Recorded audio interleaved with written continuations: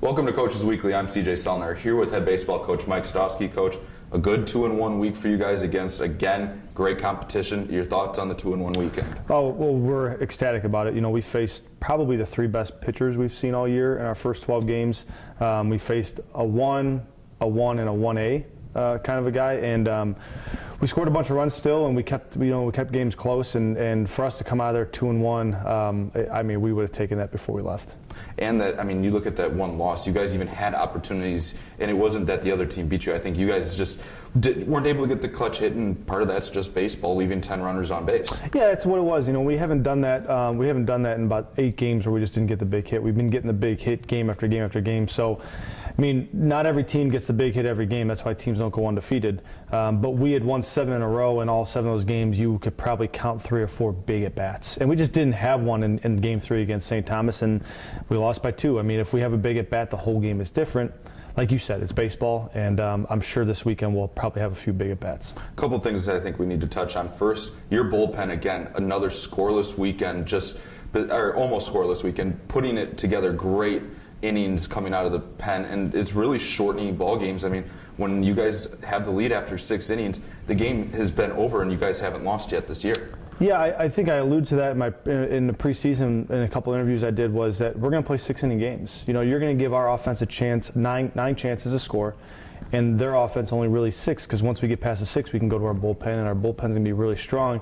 You know, the thing we have is we have old guys. You know, when you go Myers, Moose, and Formella back to back to back, those are 3 seniors that have all pitched in the World Series. So I think that is what's separating us right now from a pitching standpoint, is that we're not running a bunch of new young guys out there. We're running guys that are just grizzled veterans. So yeah, when we get to 6, we feel pretty good about it. And then, you know, beyond those guys, we still have young guys that can really pitch. And I think our offense is really has a lot of confidence that if we can just kind of hold a lead early, that our bullpen's going to kind of keep it late. When you're talking about hitters, 2 that have really stood out, Joe Silva has a hit in every game this season, and then Kevin Garcia, 2 big doubles that started getting things going against St. Thomas on the first day of the weekend. Yeah, Joe Silva's been great. You know, he's been great since he stepped on campus in the fall. I mean, I don't really remember him getting out too much in the fall. He had 3 or 4 hits against Northwestern, and then like you said, he's gotten a hit in every game. So he's really been the catalyst in the 2-hole, and he's really kind of sparked our offense. And then Kevin Garcia sits in the 7 and 8 hole. And he's kind of the quiet kid that no one talks about, and you look at his stats, and they're pretty good, but he gets to the plate, and you give him a 1-1 cut, and he hits a double on you. So Kevin has really kind of been, I would say, maybe our most important offensive player at this point, because the middle of the order is getting on base like we ask him to. The Coppins and the Masseys and the Mitches are getting on base, but it's the bottom of the order that's getting him in, and Kevin Garcia is a big part of that. His play has just been incredible, and we're excited that he's down there giving us those chances to get some RBIs in.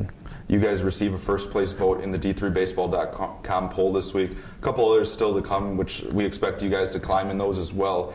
You guys are getting a lot of that recognition. I think it has to do a lot with this kind of preseason type atmosphere that you guys built, and then it just kind of continued all the way playing to all these good teams throughout the first part of your season.